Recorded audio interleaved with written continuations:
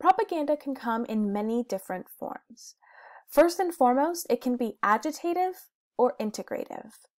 If propaganda is agitative, it is attempting to rouse an audience to certain ends, usually resulting in some kind of significant change.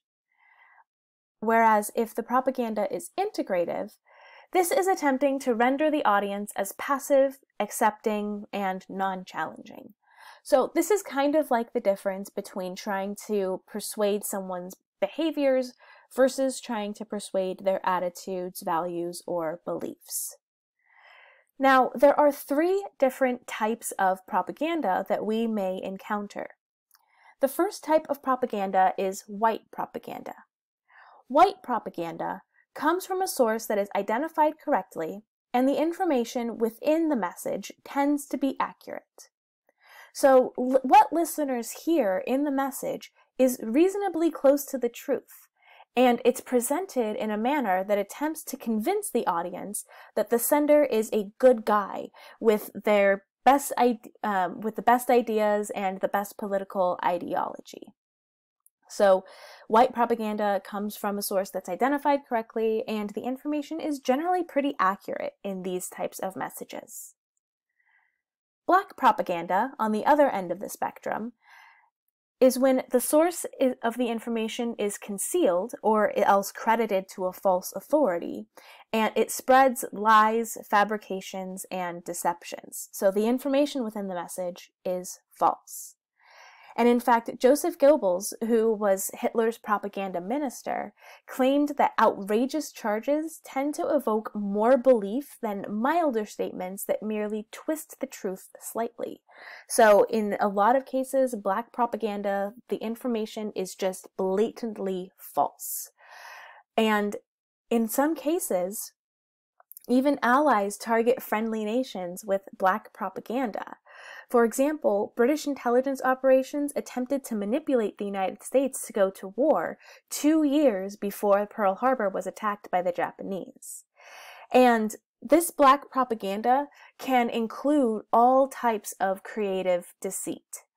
The success or failure of the message depends on the receiver's willingness to accept the credibility of the source that the information comes from and from the content of the message.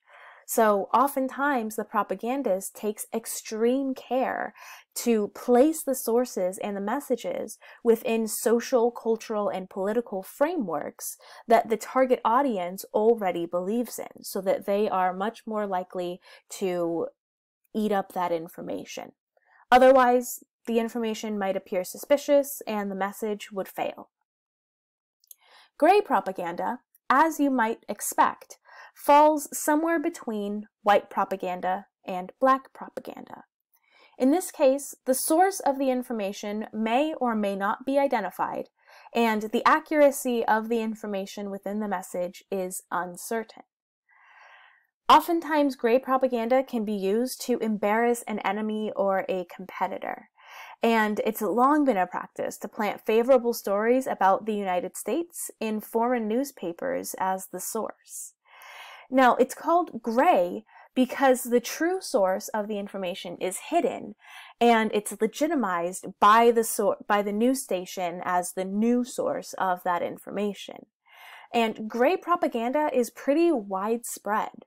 Companies that distort statistics on their annual reports can be seen as gray propagandists. Advertising that suggests that a product will achieve results that it can't can be seen as gray propaganda. And films that are made solely for product placement might also be seen as gray propaganda. So if you take a look at this advertisement or this, meme that is on the screen right now, it reads, Satan says, if I win, Clinton wins. And Jesus says, not if I can help it. And then it depicts Satan and Jesus in an arm wrestling match. And underneath it says, press like to help Jesus win. Now, what type of propaganda do you think that this is? Perhaps you see it as black propaganda because we don't know what the source of the information is, and the information within the message is false. It's not true, right? Satan and Jesus aren't necessarily behind these political figures. Others might see it as gray propaganda. We don't know who the source is, that may or may not be identified, and the accuracy of the information is uncertain. Maybe Satan is behind Clinton. Who knows? But ultimately, these different types of propaganda are widespread within our society, and it's important for us to know where the information is coming from and whether or not the information is accurate.